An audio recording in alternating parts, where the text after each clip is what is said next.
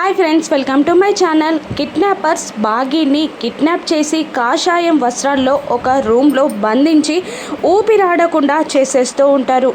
బాగీ ఊపిరి తీసుకోవడానికి కూడా కష్టపడుతూ వాళ్ళ నుండి తప్పించుకోవడానికి చాలా ట్రై చేస్తూ ఉంటుంది. అమర్ బాగీని వెతుక్కుంటూ అన్ని రూములు చూస్తూ ఉంటాడు. మరోవైపు ఆరు దేవుణ్ణి నిలదీస్తూ ఉంటుంది. నా విషయంలో అన్యాయం చేశావు, ఇప్పుడు నా చెల్లి విషయంలో కూడా అన్యాయం చేస్తున్నావా, నా చెల్లిని ఆయన్ని కలుపు అని అంటూ బాగి ప్రాణాలు నిలపమని దేవునికి మొరపెట్టుకుంటూ ఉంటుంది ఆరు. ఇక అదే టైంలో బాగీని వెతుక్కుంటూ వస్తున్న అమర్కి ఒక రూమ్ నుండి సౌండ్ వినబడుతుంది. ఇక రౌడీలతో తోపులాడుతున్న బాగి కాలు తగిలి ఆ రూమ్లోని డబ్బా కింద పడిపోతుంది. దాంతో సౌండ్ వస్తుంది. ఆ సౌండ్ అమర్ వినేస్తాడు. ఇక్కడ సౌండ్ అయింది అంటే ఈ రూమ్లోనే బాగీ ఉందా అని అమర్ అనుకుంటూ ఉండగా బాగీ కూడా ఇప్పుడు సౌండ్ అయింది, ఆ సౌండ్ వినైనా ఆయన వస్తే బాగుండు అని మనసులో దేవునికి దండం పెట్టుకుంటూ ఉంటుంది బాగీ.